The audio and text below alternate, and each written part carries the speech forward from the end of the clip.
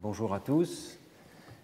Aujourd'hui, troisième cours, nous allons étudier la question de l'apprentissage de symboles chez l'animal. Et est-ce qu'on peut vraiment parler de symboles ou est-ce que le terme est exagéré?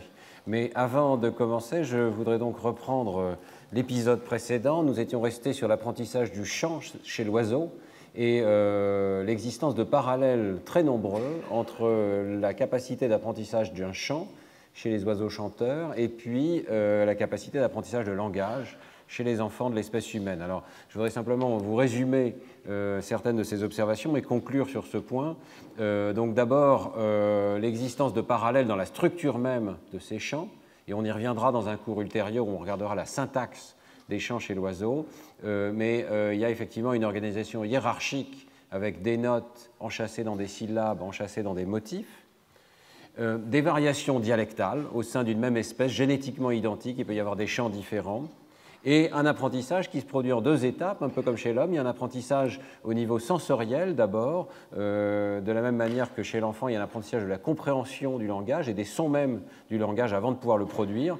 Donc mémorisation d'abord des statistiques du chant de l'oiseau et des transitions entre syllabes, puis production avec une sorte de babillage, et là encore un parallèle assez net avec l'enfant, puisqu'on a vu qu'il y avait des structures dans ce babillage, la répétition initiale des syllabes, ba, ba, ba, ba, ba, et puis l'insertion progressive de syllabes nouvelles qui s'insèrent aux frontières entre les mots qui sont produits. Et puis, alors au niveau cérébral, et là c'est tout à fait passionnant, et je vais y revenir dans un instant, un réseau cérébral qui est bien identifié, avec des aires qui sont organisées de façon hiérarchique chez l'oiseau, et une région qui répond à la fois à la perception et à la production, la région HVC, dans lesquelles on trouve des neurones qui déchargent à des moments extrêmement précis du chant de l'oiseau. Et je vous avais montré ce parallèle tout à fait remarquable. Si on refroidit cette région HVC, on peut ralentir de façon proportionnelle le chant de l'oiseau. Le chant va se ralentir. Et c'est remarquable, la même chose existe dans l'espèce humaine. Si on refroidit la région de Broca, la production du langage va se ralentir de façon apparemment proportionnelle. Des données extrêmement récentes. On ne sait pas s'il y a des effets supplémentaires de structure, de syntaxe, mais il y a au moins ce parallélisme avec l'oiseau. Alors, je n'avais pas tout à fait terminé cet épisode précédent et je voudrais vous parler d'un travail absolument remarquable de l'équipe de Jarvis et collaborateurs qui est paru dans Science en 2014, qui montre qu'il existe aussi des parallèles au niveau génétique et qu'on peut donc, par ce biais-là, attaquer la question de la génétique des aires du langage. Les auteurs analysent des patrons d'expression génétique non seulement chez l'homme, sur la base de données en particulier du Allen Institute à Seattle, mais aussi c'est toute une série d'autres espèces qui sont capables d'apprentissage vocal. Alors vous savez que ça n'est pas restreint aux oiseaux chanteurs, mais également aux colibris et aux perroquets, aux perruches, qui sont capables d'apprendre dans une certaine mesure des productions vocales nouvelles. Et puis il y a des espèces, bien sûr, qui n'en sont pas capables, le singe macaque, mais aussi au sein des oiseaux. Beaucoup d'espèces d'oiseaux n'ont pas d'apprentissage vocal, et ici ils choisissent la colombe et la caille comme situation de contrôle. Alors ils analysent les patrons de similarité génétique et donc le principe est assez simple. On a l'expression de dizaines de gènes dans le cerveau de ces différentes espèces et on va d'abord trouver une hiérarchie. C'est ce qui est représenté en bleu ici. Donc vous avez des gènes qui ne vont s'exprimer par exemple que dans le télencéphale et d'autres qui vont s'exprimer que dans la région RA. Alors on va pouvoir représenter ça sous forme de cette hiérarchie en bleu ici, d'autres gènes qui vont s'exprimer dans l'ensemble du cerveau. Et on trouve ensuite des parallèles systématiques entre les patrons d'expression de ces gènes, donc l'expression plus élevée ou plus faible dans certaines régions que dans d'autres, dans le cerveau de l'oiseau et dans le cerveau de l'espèce humaine. Alors, vous voyez que l'oiseau n'a pas à strictement parler de cortex, mais il a un pallium, et beaucoup de chercheurs ont documenté l'hypothèse que le pallium a une certaine correspondance avec le cortex. Eh bien, on trouve cette correspondance ici dans cette analyse génétique. En fait, les correspondances sont à énormément de niveaux. Alors, on va les regarder une par une. D'abord, dans le tronc cérébral, vous avez une correspondance dans les deux noyaux qui, chez l'oiseau, chez l'homme, sont associés à la production vocale. C'est le nucleus ambiguus, ici, dans l'espèce humaine. Il y a un noyau équivalent et avec des gènes qui sont exprimés de façon très similaire chez l'oiseau chanteur. La région RA, qui est ici, a une correspondance avec le cortex laryngé, dont je vous ai parlé dans le premier cours, qui est associé à la production, au mouvement des articulateurs et du larynx. L'air X, qui est ici, ressemble au putamen. C'est comme s'il y avait une sorte de circuit sous-cortical, striatal, correspondant au noyau gris, au noyau de la base, dans le cerveau de l'oiseau. Et puis, les données ne s'arrêtent pas là, et Jarvis a fait un exposé très remarqué à la Société des neurosciences américaines il y a quelques mois, et il a présenté de nouvelles similarités, notamment la région HVC. Alors là, les parallèles sont un petit peu moins clairs, mais il y aurait des parallèles systématiques avec plusieurs régions. D'abord les neurones de la couche 5 du cortex moteur, et puis les régions de Wernicke et de Broca. Donc un parallèle avec les aires du langage de haut niveau. Et puis la région qu'on appelle Hellman, qui est ici, ce noyau de neurones très antérieur dans le cerveau de l'oiseau, pourrait correspondre aux neurones de la couche 2 de la région de Broca. C'est un travail qui est en cours, mais déjà la publication de 2014 montre ces parallèles absolument systématiques. Et ce n'est pas seulement que les régions expriment des patrons génétiques similaires, mais aussi que les connexions entre ces régions sont similaires. Et il y a plusieurs similarités qui sont extrêmement intéressantes. D'abord, au niveau de ces boucles cortico-sous-corticales qui sont bien connues dans le cerveau des mammifères. Donc vous avez une boucle qui part du cortex, striatum, thalamus et qui revient au cortex. Eh bien, vous avez un circuit un petit peu équivalent ici dans le cerveau de l'oiseau, avec ces parallélismes au niveau des aires, mais aussi au niveau du circuit, avec une descente dans le thalamus. Puis vous avez un deuxième parallélisme, qui est quand même tout à fait remarquable, c'est qu'il existe dans les deux espèces des projections directes du cortex moteur vers les neurones moteurs du tronc cérébral. Il n'y a pas nécessairement de relais vers la formation réticulée du tronc cérébral, comme c'est le cas dans les espèces qui n'ont pas d'apprentissage vocal. Vous voyez tous ces parallèles absolument systématiques. Je vais vous montrer un petit peu ce que ça donne dans un cas concret. Voilà les données. Vous avez des dizaines de gènes qui sont mesurés ici, dont l'expression est mesurée. La couleur représente l'expression relative en plus ou au moins par rapport à l'ensemble du cerveau. Et vous avez différentes espèces. Alors ici, vous avez les espèces d'oiseaux qui ont un apprentissage vocal. Vous avez le pinson, la perruche, budgerigar, et puis le colibri, le hummingbird. D'accord ? Et puis, vous avez deux espèces d'oiseaux non chanteurs qui sont ici. Donc, c'est la caille et la colombe et la caille. Et puis, vous avez ensuite plusieurs patrons d'expression génétique dans l'espèce humaine. Sur la droite, tout ce qui est en gris clair ici, ce sont des échantillons dans l'espèce humaine. Et donc, vous voyez qu'on observe très bien un parallélisme. Vous voyez, si vous regardez simplement ces patrons de couleur bleu et rouge ici, il est tout à fait parallèle à ces régions chez l'homme qui correspondent au cortex laryngé, au cortex sensorimoteur, et vous n'avez pas de parallèle du tout avec ces espèces d'oiseaux non chanteurs ou avec d'autres régions du cortex humain. On peut même aller plus loin, et voilà une des figures de l'article qui vous montre qu'on dispose de toute une série d'échantillons dans le cortex humain, et la couleur ici du vert au rouge représente le degré de parallélisme avec la région RA dans l'un des oiseaux chanteurs. Et vous voyez que le parallélisme est particulièrement grand au niveau de cette région dorsale du cortex laryngé que je vous ai présenté dans le premier cours. Donc on peut même, dans une certaine manière, avoir une localisation assez précise au sein de cet énorme cortex, cette bande de cortex qui correspond au cortex sensorimoteur, dans lequel il y a l'homonculus. Donc c'est une région bien particulière de contrôle du larynx qui a ce parallélisme génétique. De la même manière, on peut faire le même travail dans le noyau gris et voir que le parallélisme entre l'aire X et les noyaux gris se situe à un niveau bien particulier qui est dans le putamen, et vous savez que c'est dans le putamen de l'hémisphère gauche que l'on trouve les activations liées au langage dans l'espèce humaine. Donc ce sont vraiment des parallèles tout à fait étroits, et ce qui est tout à fait étonnant, c'est que ces parallèles existent entre plusieurs espèces d'oiseaux qui se trouvent dans des clades différentes. Vous voyez, ici on a les perroquets, les perruches, les colibris et les passereaux, les oiseaux chanteurs. Et des travaux sont en cours pour regarder s'il y a des parallèles similaires dans une autre espèce de mammifère qui est assez distante de nous, qui sont les chauves-souris, qui ont aussi un apprentissage vocal. Mais déjà dans les oiseaux, on voit que cette capacité d'apprentissage vocal a dû évoluer de façon indépendante dans des clades complètement différentes. Et c'est la thèse des auteurs qu'il s'agit d'une évolution convergente, d'une analogie. Il n'y a pas eu d'ancêtre commun nécessairement qui était capable d'apprentissage vocal, mais il y a eu évolution convergente dans plusieurs lignées différentes, et avec, vous voyez, des divergences extrêmement anciennes. 68 millions d'années pour les différentes espèces d'oiseaux qui sont considérées ici, mais 310 millions d'années entre l'homme et les oiseaux en question. Donc très probablement une évolution convergente, ce qui voudrait dire qu'un petit peu comme les gènes qui codent pour les opsines dans les récepteurs en rétine, eh bien, il y a des contraintes extrêmement fortes sur la fonction et sur le développement des circuits neuronaux qui font que seulement certains circuits génétiques, moléculaires, peuvent acquérir une certaine fonction. C'est assez étonnant de penser que finalement les circuits neuronaux ne sont pas si universels et plastiques que ça. Il y a une canalisation vers certains circuits, une certaine organisation de circuits, même si le circuit peut être distribué de façon différente dans l'espace, comme on le voit si on regarde l'anatomie de ces circuits, hein, la distribution dans l'espace est assez différente, mais la fonctionnalité est la même, et même au niveau génétique, il peut y avoir convergence.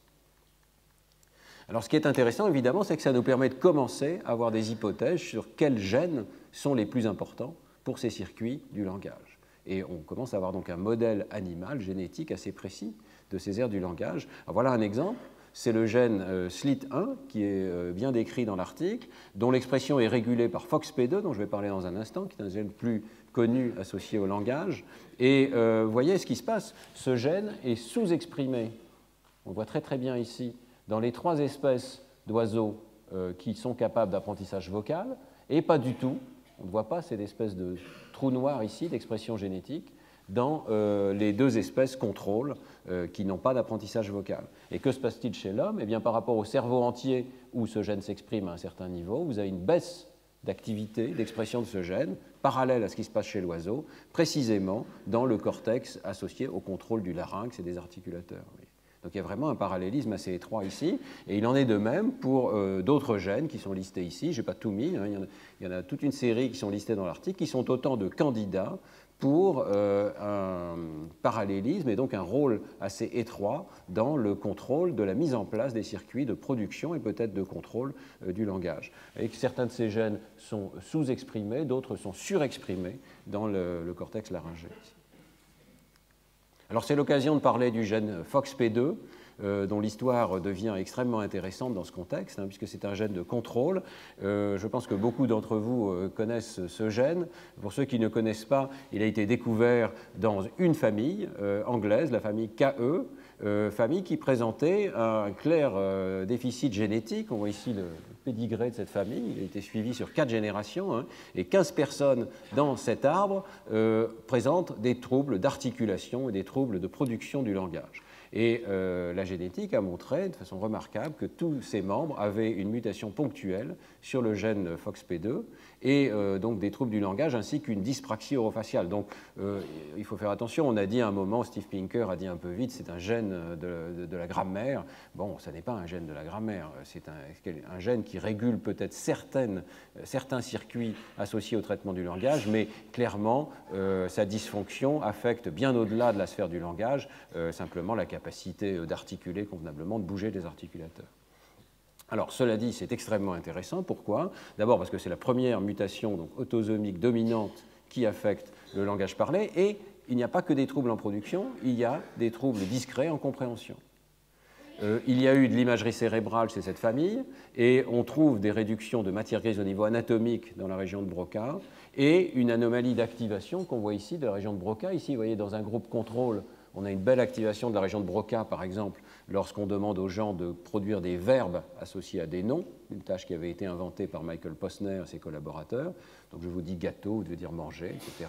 Eh bien, lorsque les sujets font cette tâche, on ne voit pas cette belle activation concentrée dans la région de Broca. Bon, ces images sont un peu curieuses. Je dois dire que la qualité de l'imagerie cérébrale qui a été menée dans cette famille n'est pas extraordinaire. Donc ces publications sont extraordinaires parce que la famille est remarquable. On aimerait évidemment qu'il y ait plus de scans, que les données soient de meilleure qualité. Tout ça est un petit peu ancien maintenant, mais il faut se rendre compte de la difficulté de recruter autant de membres d'une même famille pour participer à une imagerie cérébrale. Donc il y a au moins un certain nombre d'indices qui suggèrent qu'aussi bien sur le plan anatomique que sur le plan de l'activité cérébrale, la région de Broca n'est pas organisée de façon normale, et également le putamen. Hein, donc il y a l'aspect sous-cortical également, ça va devenir important.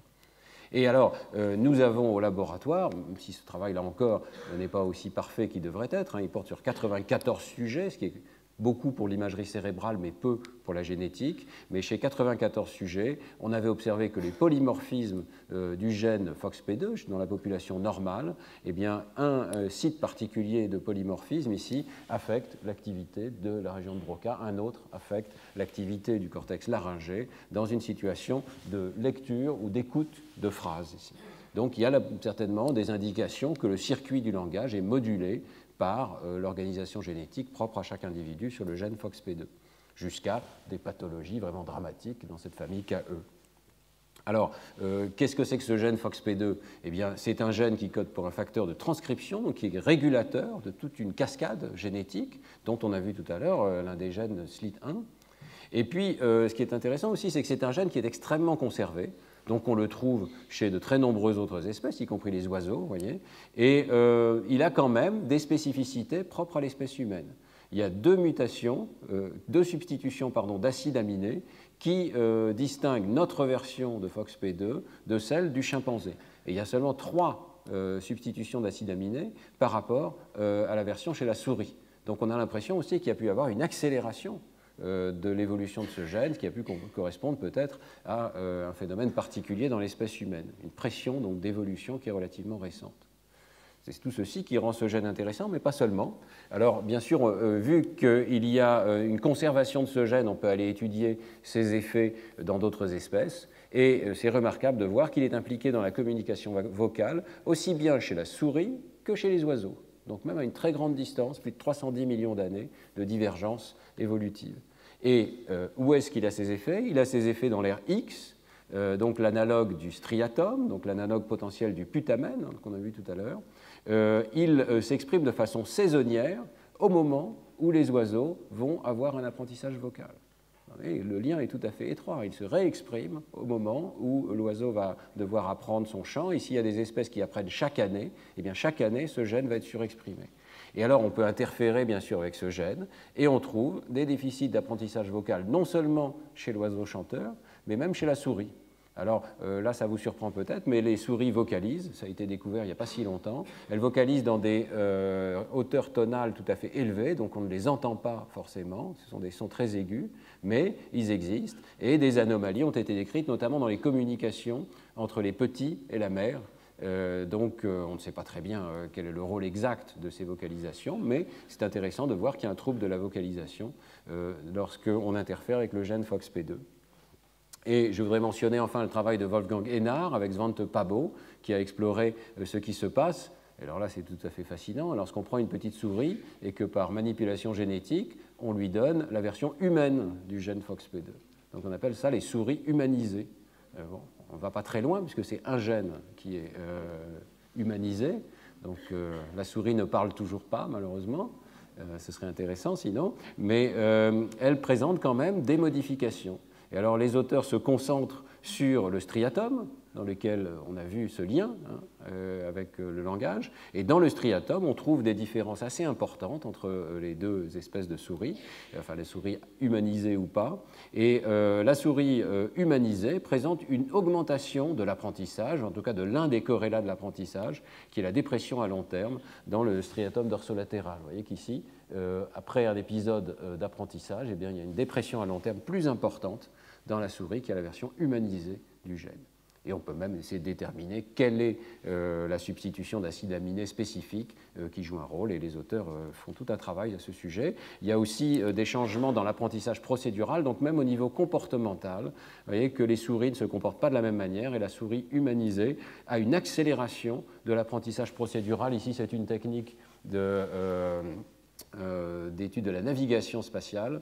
Et vous voyez que la souris doit apprendre en quelque sorte un geste mécanique, elle doit apprendre à tourner à droite, voilà. Quelle que soit l'orientation des indices dans l'environnement, elle doit apprendre une procédure. Et bien cet apprentissage procédural s'accélère chez la souris qui a la version humanisée du gène. Donc dans cette situation, on peut se demander si ça n'est pas un circuit lié à l'automatisation des gestes, et peut-être à l'automatisation des gestes du langage, peut-être à ce qu'on appelle le chunking, la capacité de créer des morceaux à partir des éléments qui sont présents donc, dans la chaîne du langage, qui pourrait être ici facilité par cette version humanisée du gène FOXP2. Donc vous voyez que c'est un faisceau d'indices extrêmement convergent et je pense que la situation devient très intéressante puisqu'on a donc, contrairement à ce qu'on aurait pu penser il y a seulement quelques années, des modèles animaux extrêmement pertinents des circuits du langage et même certains gènes candidats pour un parallélisme extrêmement étroit entre apprentissage vocal chez l'animal et apprentissage du langage chez l'homme.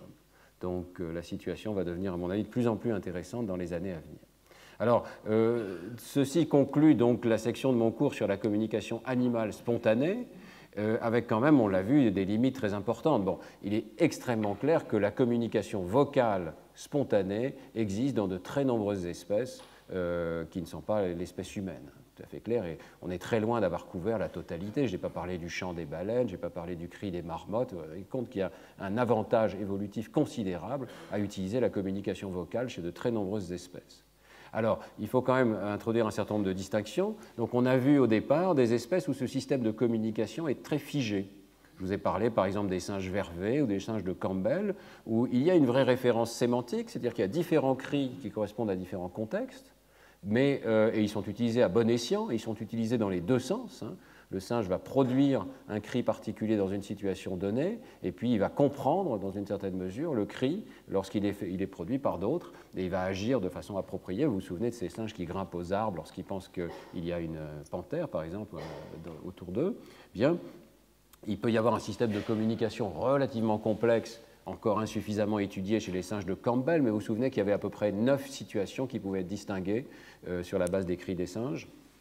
Bon. Et puis, il y a d'autres espèces où le système est très différent parce qu'au lieu d'être figé, avec un petit nombre de cris qui ont des référents, il y a un système flexible, comme le chant des oiseaux, appris, avec des dialectes, mais pour le coup, on ne voit pas, en tout cas pour l'instant, de référence à des contenus spécifiques combinatoires. Donc, on a des chants qui ont une complexité réelle au niveau de la séquence, mais il n'y a pas de complexité correspondante de la référence sémantique. Alors, de ce point de vue-là, on peut penser qu'il y a deux singularités apparentes de l'espèce humaine. D'une part, l'espèce humaine est la seule à avoir en quelque sorte ces deux propriétés.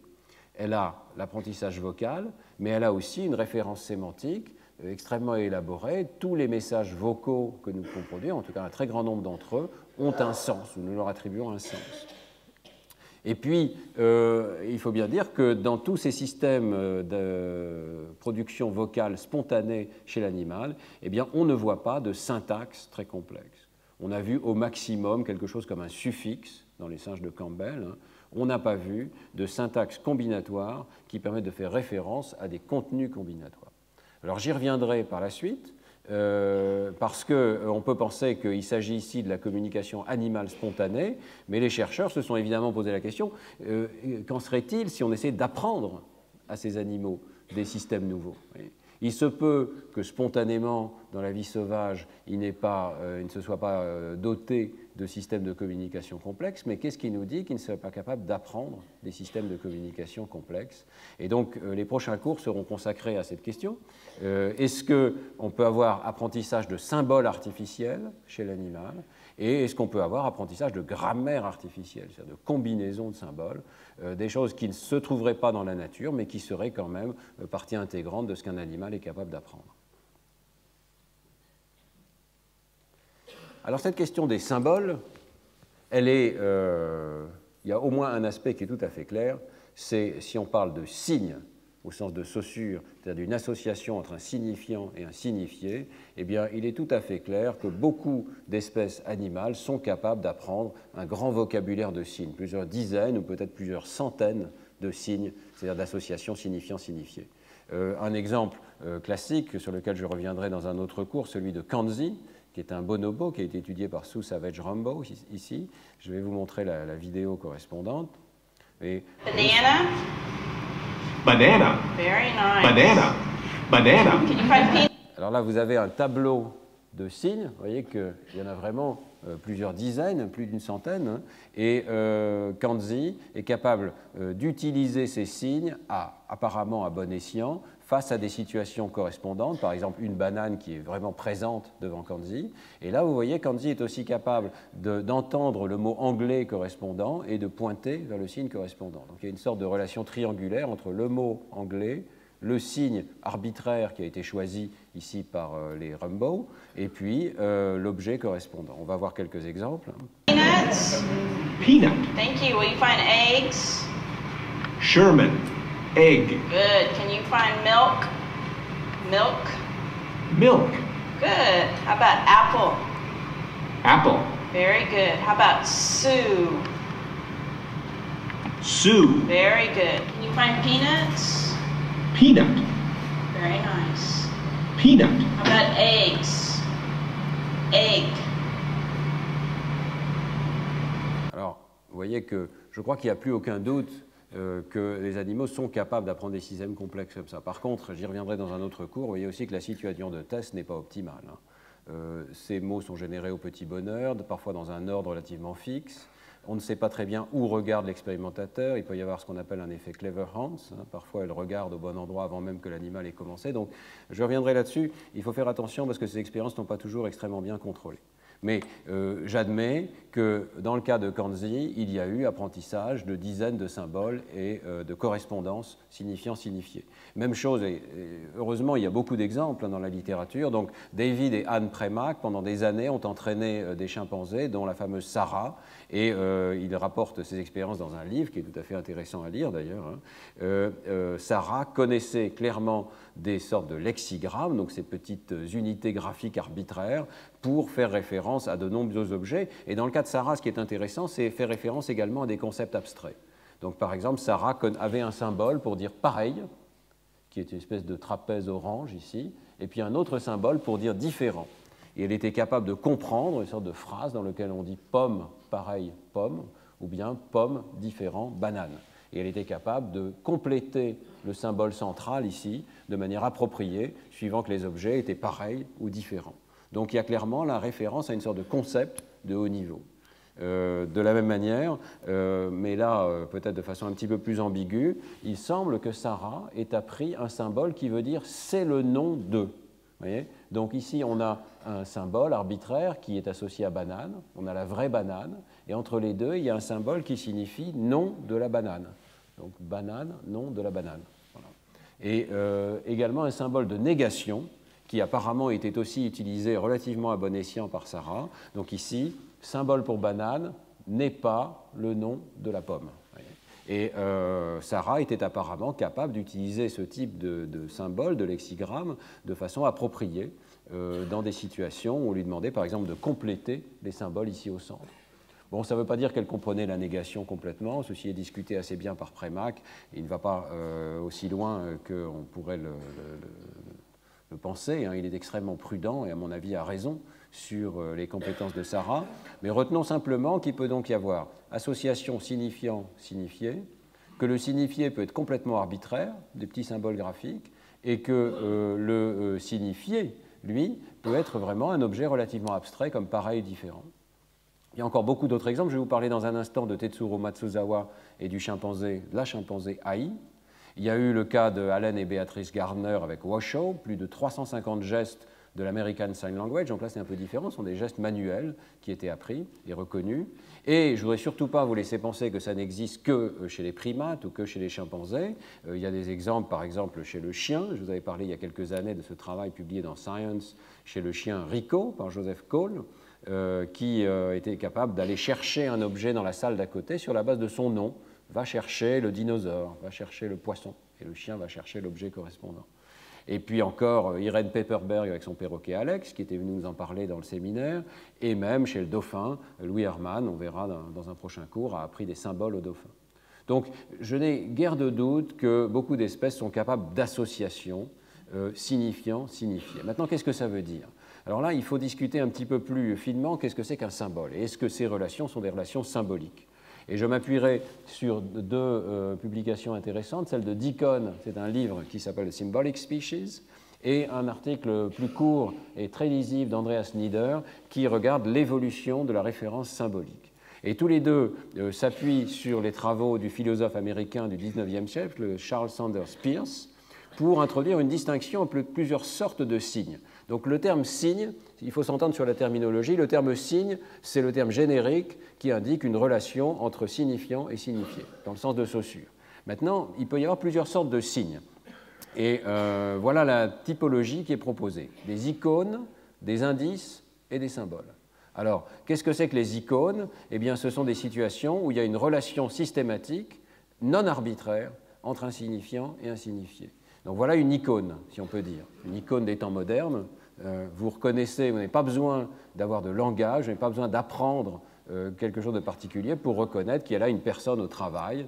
Et donc, au moins le sens personne au travail, peut-être pas le sens de danger, mais le sens de personne au travail est véhiculé par une icône. D'accord? Ça, c'est le premier niveau. Deuxième niveau qui est proposé, le niveau des index, des pointeurs, si on peut dire. L'idée que chaque signe arbitraire fait référence à un objet. Donc il y a vraiment le caractère arbitraire du signe, qui était important pour Saussure, mais sans qu'il y ait nécessairement un système combinatoire qui relie les différents signes entre eux, les différents index entre eux. Alors prenons un exemple, tous ces panneaux de la route, là, ce sont des index, chacun d'eux fait référence à une situation particulière, danger, interdit, stop, mais il n'y a pas de système qui permet d'additionner deux de ces signes ensemble, ou de les combiner pour en faire un troisième. Il n'y a pas d'une syntaxe qui lie ces signes entre eux. Il y a juste des pointeurs individuels. D'accord ? Peut-être un autre exemple, c'est le bus 63. Certains d'entre vous ont peut-être pris le bus 63. C'est un usage des nombres qui est un usage indexical. C'est-à-dire que le nombre 63 n'est pas utilisé comme un système d'arithmétique. On ne peut pas additionner le bus 63 et le bus 51, mais il y a un pointeur. Le 63 pointe vers une ligne ou un bus particulier. D'accord ?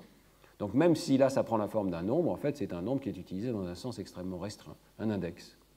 Alors on arrive justement au troisième niveau, qui est le vrai niveau symbolique. C'est celui dans lequel les signes sont reliés entre eux par l'intermédiaire d'un vaste système combinatoire de relations. Il y a des relations de signe à signe.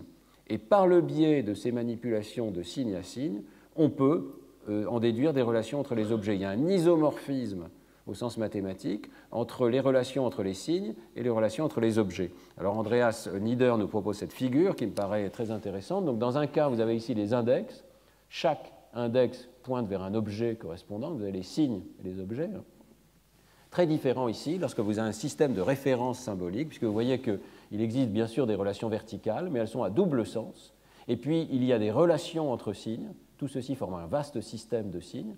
Donc il y a des relations horizontales ici entre les signes, et elles sont isomorphes de relations entre les objets. Donc je peux faire un calcul sur les signes, je peux faire de l'algèbre mentale, et je vais me retrouver avec un résultat au niveau des objets qui a du sens, qui correspond à ce qui se passe au niveau des objets. Bon, l'exemple typique, c'est l'arithmétique. Je peux faire un calcul au niveau des symboles, je peux calculer 5 plus 15, je vais faire les manipulations algébriques correspondantes, 5 et 5, 10, je rajoute la dizaine, ça fait 20, je vais trouver 20, et cette quantité 20 a une correspondance dans le monde extérieur, ça correspond à une quantité sur les ensembles d'objets, ça correspond à ce qu'on obtient si je combine 15 objets et 5 objets. Donc le niveau des symboles est intéressant parce qu'on peut faire des calculs en interne, à l'intérieur de son cerveau, en manipulant uniquement des symboles, donc des objets qui sont légers, manipulables, mais on obtient à la fin un résultat qui a du sens, qui nous permet de faire des prédictions sur ce qui se passe dans le monde extérieur. Donc la vraie question, c'est est-ce que les animaux ont des symboles? À quel niveau de cette hiérarchie est-ce qu'ils se situent? On vient de voir qu'ils ont plus que des icônes, ils ont des relations arbitraires, mais est-ce qu'ils ont uniquement des index ou est-ce qu'ils ont de vrais symboles? Alors voilà donc un exemple de vrai symbole, hein, les chiffres arabes.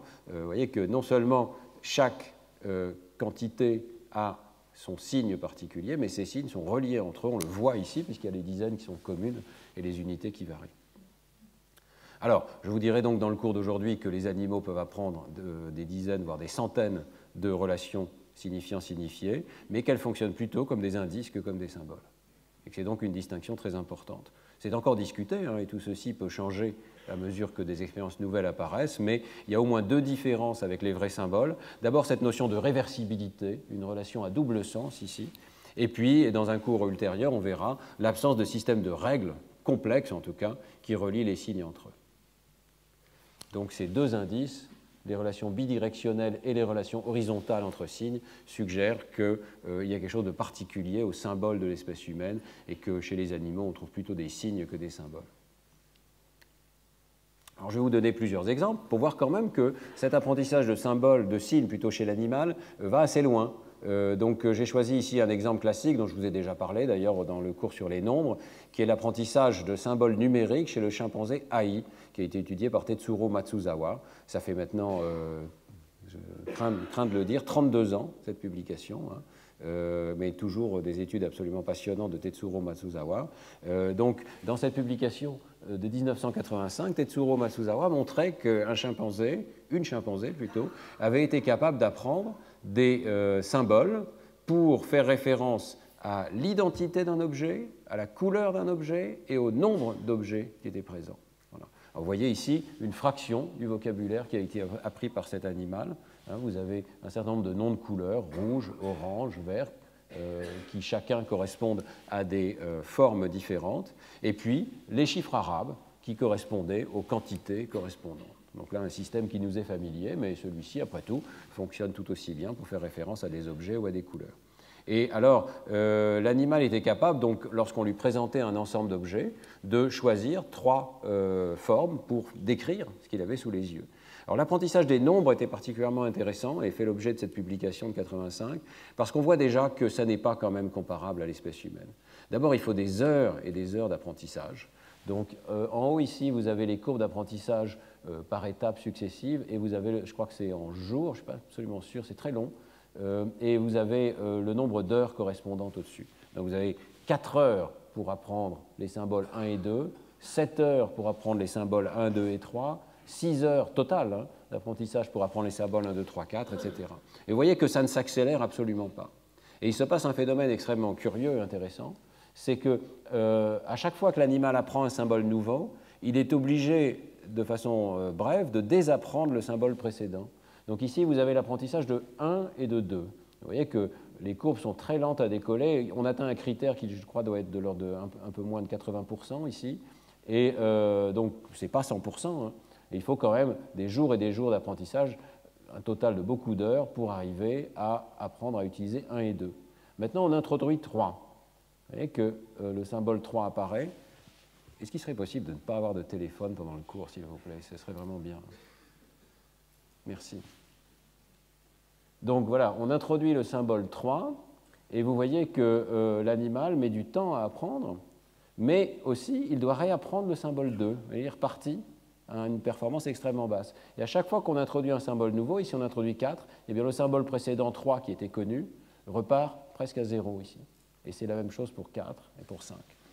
Donc il se passe quelque chose d'un peu particulier ici. On a l'impression que ces symboles ne fonctionnent pas vraiment comme des références à la quantité précise, comme ce serait le cas dans l'espèce humaine, mais font référence à au moins 2, au moins 3 ou au moins 4, ce qui fait que lorsqu'on apprend un nouveau nombre, eh bien, il faut raffiner le sens du précédent. Le sens du précédent n'était pas correct et il faut le réapprendre en quelque sorte. Voyez. Et puis, il n'y a aucun moment où l'animal semble décoller en quelque sorte et être capable d'apprendre d'un seul coup que pour chaque nombre, il y va y avoir un symbole correspondant. C'est quelque chose qui se passe dans l'espèce humaine. Les enfants apprennent lentement 1, 2, 3, et puis au moment où ils apprennent 4 à peu près, d'un seul coup, se rendent compte que toute la série du comptage correspond aux quantités correspondantes. Donc il n'y a pas cette espèce de insight qui se produit dans l'espèce humaine. En tout cas, ça ne s'est pas produit ici chez le chimpanzé AI. Donc il n'y a pas cette notion d'un système. Vous voyez, on a l'impression d'apprentissage d'éléments individuels. Néanmoins, l'animal est quand même capable de l'utiliser à relativement bon escient, hein, et il adopte spontanément un ordre pour décrire les scènes qu'on lui présente devant lui. Donc, je ne sais pas si on peut parler de syntaxe, d'autant qu'il y a 2 ordres préférentiels qui sont utilisés à peu près moitié-moitié ici.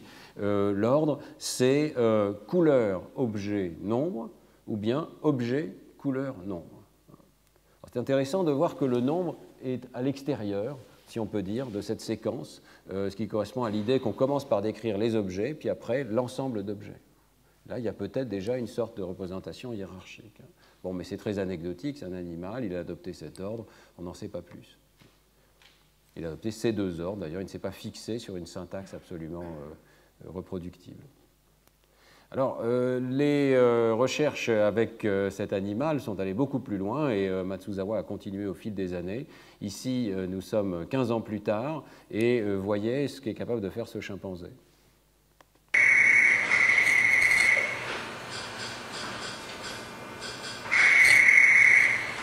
choisit le symbole correspondant à la quantité qui est présentée à gauche. Bon, un certain nuage de points. D'accord ? Essayez de faire aussi vite. C'est assez difficile de voir si le chimpanzé a bon ou pas. Là, il a bon pratiquement à tous les essais. Il est assez précis, et il sélectionne parmi tous les chiffres arabes possibles et il trouve la bonne quantité. Je vais enlever le son. Voilà.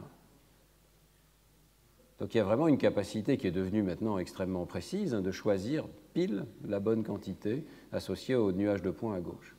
Malheureusement, pas complètement documenté sur le plan de qu'est-ce qui a été entraîné et où est la généralisation. C'est toujours ce problème. Il y a eu énormément d'entraînement, 15 ans de travail avec cet animal. On n'arrive plus à savoir ce qui est nouveau et ce qui est entraîné. Mais ce qui est clair, c'est que le résultat de l'entraînement est quand même spectaculaire. Je vous montre un autre film encore plus spectaculaire.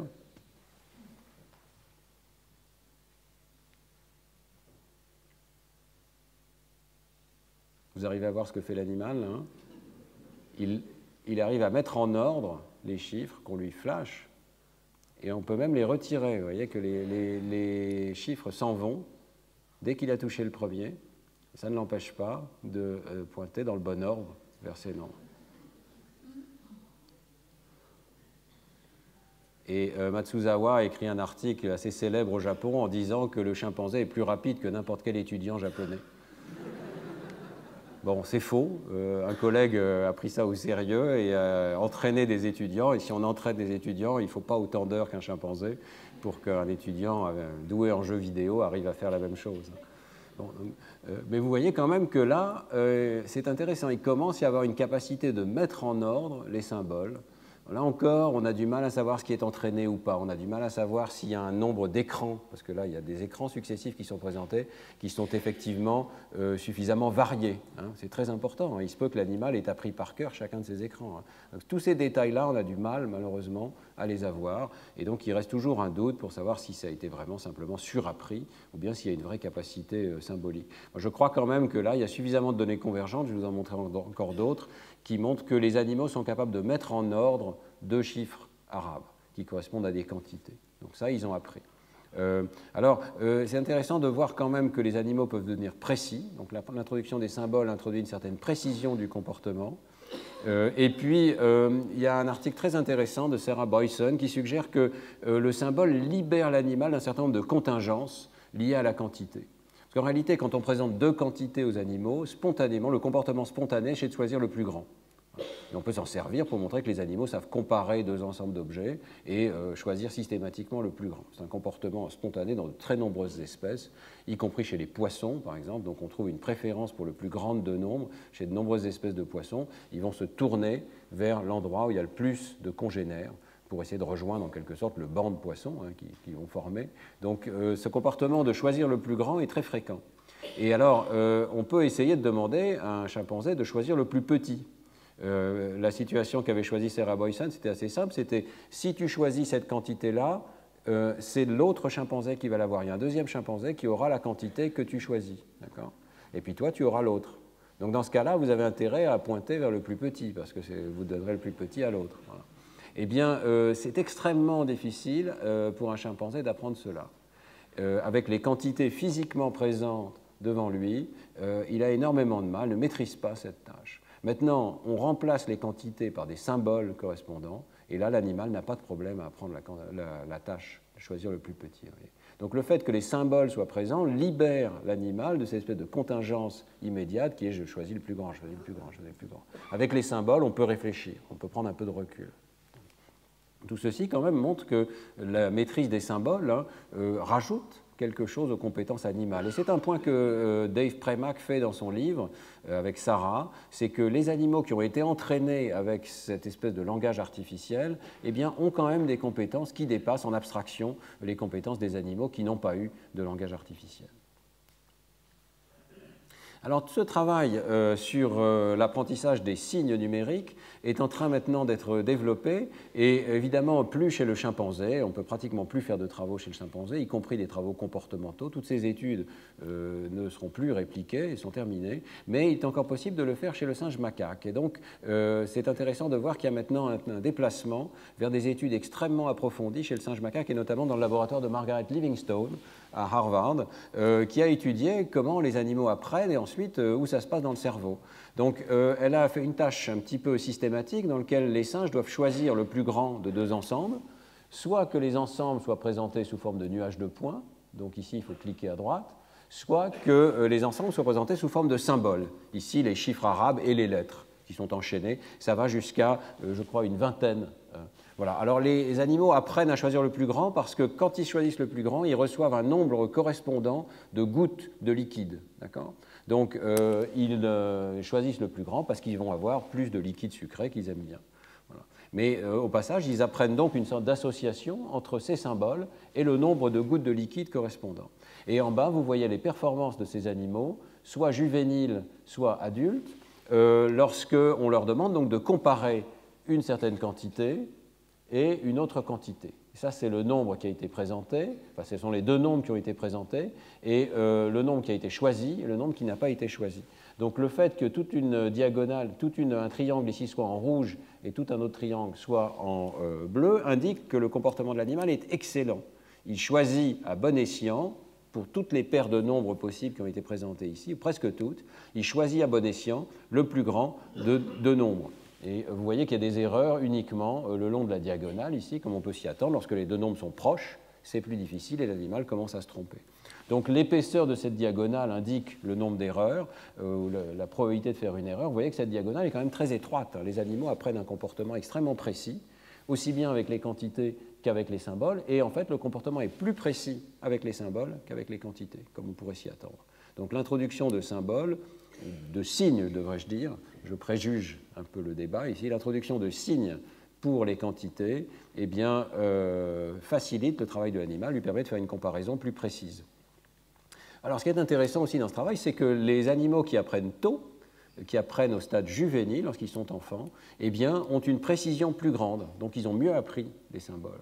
Et surtout, Margaret Livingstone, dans son laboratoire, peut faire de l'IRM fonctionnel de ces animaux lorsqu'ils réalisent ce genre de tâches, et elle voit que seuls les animaux juvéniles présentent une région dans le cortex visuel qui est spécialisée et qui répond plus aux symboles qu'à d'autres formes non apprises ou à d'autres formes différentes comme les visages, par exemple. Donc vous avez ici 3 animaux qui ont été entraînés lorsqu'ils étaient enfants, et vous avez cette mosaïque de spécialisation dans le cortex inférotemporal. En orange, vous avez la réponse au visage, en vert, vous avez la réponse aux formes, et en bleu, vous avez la réponse aux symboles appris. Vous voyez qu'il existe des patchs de cortex, des régions du cortex qui se mettent à répondre aux symboles. Alors là, elles sont dans l'hémisphère gauche et dans l'hémisphère droit. Ici, elles sont que dans l'hémisphère droit. Ici, elles sont que dans l'hémisphère gauche. Il y a d'une variabilité importante d'un animal à l'autre. Mais il existerait donc une sorte de région qui se spécialise pour les symboles, peut-être un petit peu comme on l'a observé chez l'homme, une région qui se spécialise pour la lecture des lettres ou pour la lecture des nombres. Vous voyez. Donc c'est intéressant de voir que ça ne se produit que chez les animaux qui apprennent tôt. Il y a une sorte de période critique ici pour l'apprentissage des symboles écrits, des signes écrits. Alors, est-ce que c'est vraiment la même chose que la forme visuelle des mots, l'air que nous avions étudié avec Laurent Cohen? Je ne pense pas, parce qu'il y a quand même une dépendance assez importante des types de symboles qui sont utilisés. Dans une expérience ultérieure, Margaret Livingstone apprend aux animaux plusieurs types de symboles. Ça peut être des lettres, ça peut être des formes de Tetris, vous voyez, des configurations de carrés différents, ça peut être des visages qui font référence aux quantités. Donc tous ces symboles, tous ces systèmes de signes plutôt, font référence aux mêmes quantités. Mais c'est un petit peu comme si on apprenait le chinois versus l'alphabet, vous voyez. Donc des systèmes de signes différents pour faire référence au même domaine. Eh bien, on observe que ce n'est pas systématiquement la même région qui se spécialise pour tous ces systèmes de signes. On observe des régions différentes suivant qu'on présente des visages caricaturés qui sont en bleu clair ici, des lettres qui sont en bleu foncé, ou des formes de Tetris qui sont en vert clair. Donc on a l'impression qu'il y a une dépendance très importante de la forme particulière des signes sur la topographie de l'activation dans le cortex. Alors c'est différent dans l'espèce humaine. Dans l'espèce humaine, il y a eu des expériences, par exemple, d'abord où on apprend simplement l'alphabet versus le chinois, et c'est presque la même région qui s'active. Et puis même si on apprend, par exemple, un alphabet formé de visages, une expérience intéressante. Un alphabet de visage, eh bien, ce n'est pas l'aire des visages qui s'allume, c'est plutôt la région de la forme visuelle des mots. Voyez. Donc, ce qui a l'air d'être important chez l'homme, ça n'est pas tant la forme en entrée, à un certain moment, que la référence au système du langage, le fait qu'il y ait des connexions vers le système du langage. Tandis qu'ici, au moins dans l'état actuel des connaissances, chez le singe, ça a l'air assez différent. C'est la forme qui domine sur la localisation de ces activations. Bien, mais c'est quand même très intéressant. Et puis alors, Margaret Livingstone va encore plus loin. Elle se pose la question de savoir si on peut combiner des signes entre eux. Et donc, elle va demander à ces singes d'additionner. Est-ce qu'ils sont capables de faire une addition? Alors, le protocole est assez simple. On va présenter, bon, parfois on demande simplement de choisir parmi deux symboles, deux signes, lequel est le plus grand. Vous voyez ici, soit les nuages de points qui sont des quantités explicites, soit un premier système de signes, les chiffres arabes, soit un deuxième qui sont ces formes de type Tetris. Là. Et puis, dans certains essais, on va demander à l'animal d'additionner. On va lui présenter par exemple 3 et 6, et on va lui demander de choisir par rapport à 9. Ou bien ces quantités, on va demander si le total ici est plus grand que là. Donc quand l'animal clique de ce côté-là, il reçoit le total, le nombre de gouttes de liquide correspondant au total des objets indiqués ou des signes qui sont présents. Alors vous voyez que la performance de l'animal est quand même remarquablement bonne. C'est toujours pareil, hein, la diagonale blanche ici indique les endroits où il y a beaucoup d'erreurs. Vous voyez que dès qu'on s'éloigne de la diagonale, donc dès que les nombres à comparer sont suffisamment différents, eh bien l'animal va faire nettement mieux que le hasard, va répondre presque convenablement, un peu moins bien évidemment que s'il y a deux nombres isolés, mais quand même avec une précision importante et qui diminue vers les grands nombres. Et ça a conduit donc les auteurs à conclure que l'animal savait additionner. En réalité, si on regarde en détail dans l'article, je pense que cette conclusion est quand même très prématurée. Il se passe quelque chose, l'animal ne fait pas rien avec les deux objets ici, mais ça n'est pas à proprement parler une addition. Si on regarde en détail, bon, d'abord, il a fallu des jours entiers pour que la performance commence à ressembler à cette diagonale ici. Et en fait, si on regarde en détail, l'animal n'attribue pas le même poids au grand nombre et au petit nombre. En fait, ce qui se passe au début de l'apprentissage, c'est que l'animal se comporte comme s'il ne regardait que le plus grand des deux nombres. Donc dans cette situation-ci, il va regarder bien sûr 9 d'un côté et 6 de l'autre, et négliger complètement le 3 qui est là. Et donc il détermine son comportement par lequel des deux nombres est le plus grand, et ensuite lequel de ces deux ensembles d'un côté et de l'autre est le plus grand. Donc il ne fait pas l'addition. Vous voyez, le poids du deuxième nombre, le plus petit ici, est à 0. Et c'est seulement très progressivement que ces poids vont décoller de 0 sans jamais atteindre une valeur qui serait une pente de 1, vous voyez, qui voudrait dire que vraiment on considère avec la même force le grand nombre et le petit nombre. Donc il y a une sorte de comportement de raccourci là, qui est en gros, c'est un peu comme avant, je dois comparer un nombre à gauche et un nombre à droite, donc je prends le plus grand de gauche, le plus grand de droite. Il y a un truc en plus, il y a un signe en plus, je vais apprendre à le pondérer un petit peu plus, je vais rajouter quelque chose, mais la quantité que je rajoute n'est pas directement liée au nombre en question. Et il y a même la possibilité, j'avais fait des analyses sur ces données, que l'animal se comporte un petit peu comme on le ferait d'un point de vue bayésien. Donc il sait aussi que les quantités ne dépassent pas, je crois, 25. Et quand la quantité ne dépasse pas 25, ça veut dire que, par exemple, si l'un des nombres c'est 24, l'autre ne peut pas être plus grand que 1, vous voyez. Si l'un des nombres est 23, l'autre ne peut pas être plus grand que 2, etc. Il y a des contingences entre les deux nombres dont la somme ne peut pas dépasser 25.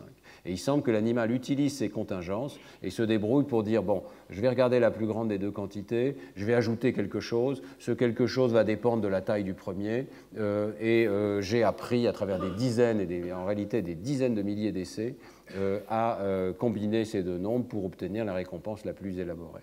C'est très très différent d'un comportement d'addition exact, vous voyez que ce n'est pas du tout exact, hein, puisqu'il y a vraiment un grand nombre d'erreurs sur la diagonale. Il y a des erreurs tout à fait curieuses, même avec les tout petits nombres.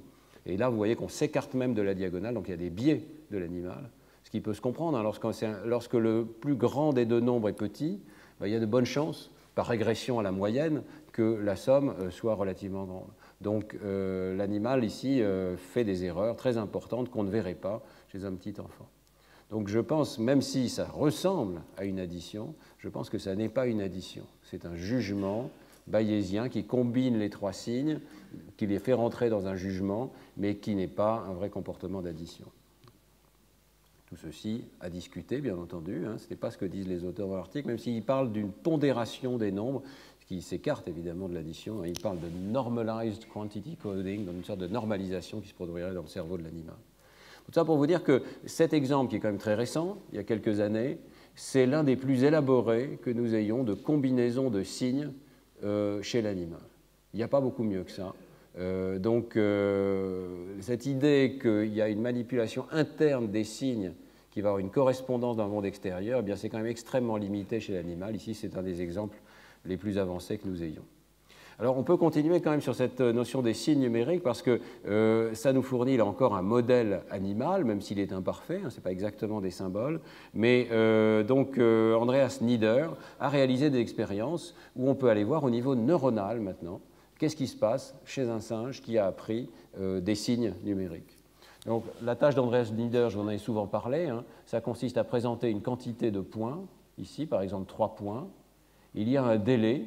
Et après ce délai, l'animal doit décider si une deuxième quantité, par exemple 4 ici, correspond ou ne correspond pas. Donc ici, ça ne correspond pas, 3 est différent de 4. Ici, si c'était ce qui était présenté, ça correspondrait. L'animal apprend à dire pareil ou différent, ce qu'on appelle delayed match to sample, mais ici, delayed numerical match to sample, la tâche d'appariement différée avec des nombres. Eh bien, dans un deuxième temps, Andreas Nieder a appris à ces singes macaques à faire la même chose avec un chiffre arabe qui vient en premier. Donc cette fois-ci, on voit le chiffre 3, il y a un délai, et on doit dire si 3 objets c'est pareil, ou 4 objets c'est différent. On fait ça avec tous les nombres de 1 jusqu'à 5. Donc les animaux ont appris les chiffres de 1 jusqu'à 4 pour les symboles. Avec les ensembles de points, il est allé beaucoup plus loin, même jusqu'à 30. Et alors, les animaux y arrivent. Après beaucoup d'entraînement, les animaux sont capables de faire cette tâche. Là encore, ce sont des dizaines de milliers d'essais d'entraînement. Ce que vous voyez ici, c'est les performances des animaux. Premier singe, deuxième singe. Ici, avec les nuages de points. Et ici, avec les signes, qui sont les chiffres arabes de 1 jusqu'à 4. Vous voyez que dans les deux cas, les animaux sont capables de dire, ici, c'est le pourcentage de jugement, c'est pareil. Donc 4 est pareil que 4. 3 est pareil que 3, 2 est pareil que 2. Vous avez un taux d'erreur autour de cette performance idéale. Donc, par exemple, il y a un certain nombre d'essais où la forme qui est présentée, c'est le chiffre 4, et l'animal juge que 3, c'est pareil, ou que 5, c'est pareil. Vous voyez, cette courbe indique qu'il y a des erreurs. Mais quand même, dans la majorité des cas, vous voyez que l'animal réalise la tâche convenablement. Il est capable de dire c'est pareil ou c'est différent. Donc il a appris les signes. À partir de là, on va enregistrer des neurones de son cortex préfrontal, dans lequel Andreas Nieder avait montré qu'il y a des neurones qui sont sensibles à la quantité, et également dans le cortex pariétal. Et le résultat quand même spectaculaire, c'est que dans le cortex préfrontal, on trouve un grand nombre de neurones qui répondent avec le même profil de préférence aux numérosités, donc aux nuages de points, et aux signes numériques, les chiffres arabes. Donc voilà un exemple. Vous avez ici un neurone qui décharge pendant la présentation de l'échantillon et surtout pendant le délai dans lequel il n'y a plus rien sur l'écran. Vous voyez que ce neurone préfère 4, donc il décharge beaucoup plus lorsqu'il y a 4 objets ici, mais il décharge aussi beaucoup plus lorsqu'il y a le symbole, signe arabe, le chiffre arabe, 4, et moins pour 3, moins pour 2, moins pour 1. Donc il y a une courbe d'accord avec une réponse monotone ici, mais d'autres neurones ont une préférence pour 3, une préférence pour 2, une préférence pour 1. Donc, une courbe d'accord pour les nombres, mais y compris pour les signes. Et il y a même peut-être une précision un petit peu plus grande lorsque c'est des signes, des chiffres arabes, que lorsque c'est des nuages de points qui sont présentés. Voyez, on a l'impression d'une courbe presque digitale ici, avec un taux de décharge qui dépend d'une quantité précise, un signe précis, et qui varie beaucoup moins lorsqu'on présente les autres signes à une distance de plus 1, moins 1, plus 2, moins 2, etc. Et le résultat qui est intéressant aussi, c'est que ces neurones se trouvent dans le cortex préfrontal. Vous voyez qu'on en trouve quand même un grand nombre, 157 ont été enregistrés, et pratiquement pas dans le cortex pariétal du singe. On trouve de nombreux neurones qui répondent à la quantité, d'autres neurones qui répondent aux signes, mais pas la combinaison des deux. La combinaison des deux a l'air de se produire dans le cortex préfrontal. Alors c'est une situation intéressante, difficile à interpréter. Ça veut dire que le cortex frontal intervient à un niveau d'abstraction supplémentaire. C'est lui qui a l'air de faire se rencontrer la quantité et le signe correspondant. Mais là, ça n'est pas la même chose que ce qui se passe chez les êtres humains. Chez les êtres humains, avec Manuela Piazza, en utilisant l'imagerie cérébrale, on a montré qu'il y a une rencontre entre le symbole et la quantité qui se produit dans le cortex pariétal. Et donc on peut se demander s'il y a un apprentissage de correspondance, mais chez le singe macaque ici, ces correspondances demandent un effort, ne sont pas automatisées, sont associées à une mobilisation du cortex préfrontal, alors que dans notre espèce, il y a automatisation complète du lien entre signifiant et signifié. On avait montré par exemple qu'il y a un lien tellement direct que ça peut même être non conscient. Dans l'espèce humaine, on peut flasher un chiffre arabe pendant une durée très brève, il n'est pas vu par le sujet, et pourtant, il va activer la quantité correspondante. Donc, chez le singe macaque, on a l'impression qu'il y a une dépendance beaucoup plus grande d'un effort, peut-être conscient, de se rappeler la correspondance entre le signe et la quantité. En tout cas, ça mobilise le cortex préfrontal, et il n'y a pas cette notion d'une correspondance ailleurs que dans le cortex préfrontal, pour l'instant en tout cas, avec ces enregistrements qui sont toujours limités. 2 individus, quelques régions qui ont été testées. Et donc, ça nous donne une idée très concrète de ce que peut être la rencontre signifiant-signifié dans les mêmes neurones, dans le cortex préfrontal. Mais ça nous dit aussi que ce n'est peut-être pas la même chose qui se produit chez l'homme. Chez l'homme, on a l'impression qu'il y a un déplacement de ces signes ailleurs que dans le cortex préfrontal. Alors je vais terminer en vous parlant de cette notion d'équivalence entre les stimuli, parce que c'est un point clé. Dans l'espèce humaine, nous avons une réversibilité, ça marche dans les deux sens. La relation entre signifiant et signifié marche dans les deux sens. Si j'apprends qu'un objet s'appelle banane, eh bien je sais aussi qu'une banane, que le mot banane fait référence à cet objet particulier. Et ça marche dans les deux directions. Et on peut parler d'une relation d'équivalence complète si on considère que parfois on connaît des signes écrits ou des signes parlés, ou par exemple le mot pomme écrit, le mot pomme parlé, correspondent à l'objet pomme. Il se peut que j'ai appris dans ce sens-là. La pomme est associée au mot pomme et le mot pomme s'écrit de cette manière-là, mais en réalité, je maîtrise les relations dans toutes les directions. Donc, on peut parler d'une relation d'équivalence au sens mathématique du terme, c'est-à-dire qu'elle est réflexive, bien sûr, l'objet réfère à lui-même. Elle est aussi symétrique, il y a une relation symétrique entre signifiant et signifié, et elle est transitive s'il y a plusieurs signifiants possibles pour le même signifié. Et ce sont des afférences qui sont faites lorsqu'un enfant apprend la langue, qui ont l'air d'être faites extrêmement automatiquement.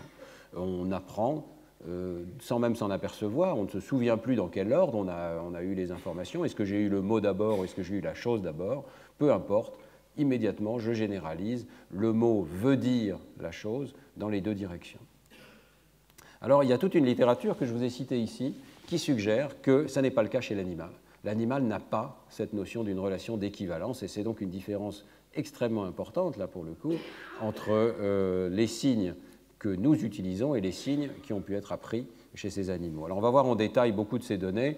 Déjà un article très ancien de Sidman et collaborateurs qui a un peu lancé cette question, qui montre que des singes macaques et des babouins échouent massivement à un test de généralisation dans la direction inverse. Ce sont ici des spécialistes de l'association, du conditionnement, donc ils font une expérience extrêmement simple, dont on voit un petit peu les détails en bas de ces barres. Ici c'est la performance, 100% correct, et vous avez différents tests. Donc ici par exemple on allume une lumière verte et on donne le choix, on allume une image de barre verticale, V ça veut dire verticale, et on donne le choix entre des barres verticales, des barres horizontales. Bon, l'animal n'a pas de mal à apprendre qu'il doit cliquer sur les barres verticales, autrement dit celles qui correspondent à l'échantillon. De la même manière, on lui apprend horizontale, il faut choisir horizontale. On lui montre vert, une lumière verte, il doit choisir entre vert et rouge, il choisit vert. Rouge, il choisit rouge. Ici, ça devient plus intéressant, on lui apprend des associations arbitraires. Donc on lui apprend que s'il voit des barres verticales, V, alors il doit cliquer sur la lumière verte. Et il apprend à le faire. S'il voit des barres horizontales, il doit cliquer sur la lumière rouge. Donc ici, il y a déjà un début d'apprentissage associatif, une sorte de relation entre des éléments arbitraires. L'animal est capable de l'apprendre. On refait tout ça une deuxième fois, il a une très bonne performance. On inverse la relation, et c'est ici le test critique. Donc on lui montre la lumière verte, et on lui donne le choix entre horizontal et vertical. Il a fait des centaines d'essais dans le sens inverse, qu'il a fait correctement. On inverse la relation, il est au niveau du hasard, 50%. Donc aucune idée de ce qu'il faut faire dans le sens inverse. C'est très curieux. Hein? Alors, si vous faites la même expérience chez l'enfant, les enfants de 4 ou 5 ans, ils réussissent dans le sens inverse dans un temps extrêmement court. Ils font la même tâche exactement, hein, puisque ce sont des behavioristes ici qui font cette expérience. Ils font exactement la même chose avec les petits-enfants et avec les singes. Et les enfants, évidemment, réussissent immédiatement dans le sens inverse. Alors, il y a énormément d'expériences. S'il n'y en avait qu'une, je pense que ça serait anecdotique. Par exemple, il y a le travail de Kojima avec Matsuzawa chez les chimpanzés, chez le chimpanzé Ai en particulier, qui avait cette performance absolument magnifique avec, vous vous souvenez, hein, les symboles pour les nombres, les objets, les couleurs. Eh bien, en réalité, ils disent qu'ils ont dû apprendre dans les deux sens. Ça ne suffisait pas d'apprendre dans un seul sens, il fallait systématiquement apprendre dans les deux sens, conditionner l'animal, c'est un conditionnement qui a été fait. Et il teste explicitement cette idée ici en introduisant des nouvelles couleurs. Donc c'est une étape où le chimpanzé Ai a appris tous ces termes de couleurs, de gauche, ici 5 couleurs déjà connues, et on va lui en apprendre 4 nouvelles. Et là, on va contrôler très finement la manière dont c'est appris. Donc 2 couleurs sont apprises en production, et 2 couleurs sont apprises en réception. En production, on montre un objet et Ai doit indiquer le lexigramme correspondant. Et en réception, on montre un lexigramme et Ai doit choisir un objet parmi 2 possibles. Donc à chaque fois, le niveau du hasard est 50%.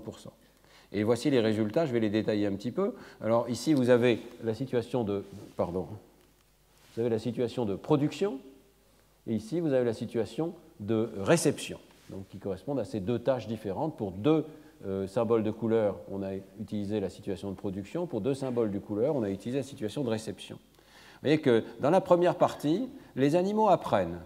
En tout cas, Ai, ici, c'est un animal, apprend, donc à utiliser à bon escient 2 symboles pour produire, 2 symboles pour comprendre. Et vous voyez, ça prend du temps quand même. Hein. Il y a plusieurs jours ici d'apprentissage pour atteindre à peu près 100% de réussite. À ce moment-là, on introduit de nouveaux objets. Donc on lui montre des objets qu'il n'avait pas vus auparavant et il utilise à bon escient les symboles, 2 d'entre eux en production, 2 en réception. Jusqu'ici, tout va bien, généralisation à des objets qui n'ont pas été vus auparavant. Mais d'un seul coup, on inverse la tâche, donc on demande de faire dans l'ordre inverse. Les symboles qu'on utilise en production, on les utilise en réception et vice-versa. Et là, vous voyez que c'est la catastrophe. En réalité, la moyenne est à 50% ici, hein. Pour ce symbole-là. Il peut y avoir par hasard utilisation à 100% dans la bonne direction, mais vous voyez qu'en général, on est en moyenne aux alentours de 50%. L'animal fait plein d'erreurs et il lui faut des jours entiers pour réapprendre l'apprentissage dans l'autre ordre. Alors que c'est un chimpanzé qui a appris des dizaines de symboles, et les symboles qu'il a appris, il les a appris dans les 2 sens. Donc on pourrait penser qu'il finit par généraliser dans les 2 sens. Mais il y a quelque chose qui bloque, là. Il y a un apprentissage qui ne se fait pas. Il y a une généralisation plutôt qui ne se fait pas. Alors, même chose chez le babouin, il y a beaucoup d'études. Là, je voulais citer le travail de Joël Fagot, c'est un travail très récent de l'équipe de Joël Fagot à Marseille. Leur hypothèse, c'est que peut-être il faut expliciter de façon un petit peu plus claire à l'animal que c'est un apprentissage abstrait. Donc peut-être, si on lui disait que les symboles sont associés à des catégories d'images et pas seulement à une image particulière, alors l'animal aurait envie de généraliser dans le sens inverse. Voyez. Donc il teste cette hypothèse en prenant comme symbole des chiffres arabes, ici 1 et 2, c'est arbitraire, et l'un d'entre eux est associé à des objets et l'autre est associé à des voitures. Voyez. Et pour chacune de ces catégories, il y a 60 exemplaires.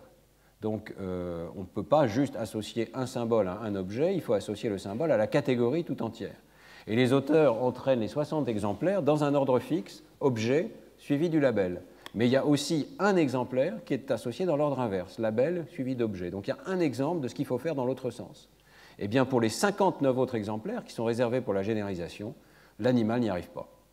En gros, si vous regardez la colonne ici de droite, ce sont les performances moyennes. Ça tourne autour de 50%, 60%. Ce sont des performances bien plus mauvaises, peut-être légèrement meilleures que le hasard chez certains animaux, mais dans tous les cas, extrêmement mauvaises par rapport à la situation dans l'ordre inverse. Donc l'animal ne généralise pas de façon systématique dans l'ordre inverse de celui qu'il a appris. Pas du tout ce qui se passe chez nous, quand on apprend un mot. Je vous dis, on l'apprend une fois, on ne se souvient absolument plus dans quel ordre on a su les choses. Est-ce que quand j'ai appris le mot fax, est-ce que j'ai vu le fax d'abord et après on m'a dit le mot fax, ou bien c'est dans l'ordre inverse? J'en sais rien. j'ai appris une relation bidirectionnelle. J'ai un biais, en fait, pour une relation bidirectionnelle. Alors, cette irréversibilité, on la voit même au niveau neuronal. Je vous remontre ici une diapositive que j'avais montrée dans mon cours sur le cerveau statisticien, le travail de Meyer et Olson, qui se fait chez le singe macaque avec l'électrophysiologie. Ils ont appris aux animaux des séquences de 2 images. Donc, il ne s'agit pas à proprement parler de symboles, ce sont 2 images qui jouent des rôles, vous voyez, un peu symétriques. Il y a 6 images qui viennent en premier, leading images ici, et il y a 6 images qui peuvent venir en second. Et lorsque cette image-là, A1, vient en premier, alors il y a beaucoup de chances que l'image B1 vienne en second. Donc, on apprend des paires avec un ordre bien particulier. A1 est très souvent suivi de B1, A2 est très souvent suivi de B2, ici, A3 est très souvent suivi de B3. Il y a quelques exceptions qui permettent de tester la règle, de voir si l'animal a réellement bien appris. Et on voit au niveau des réponses électrophysiologiques dans le cortex inférotemporal qu'effectivement, il y a eu apprentissage de la transition de A vers B, de A1 vers B1, A2 vers B2, etc. Donc ici, vous avez les décharges de neurones du cortex inférotemporal qui préfèrent certains de ces objets. Je résume un travail qui est assez complexe, mais vous avez en gros des décharges à la première image ici et des décharges à la deuxième image qui sont réduites lorsque l'image est prédite.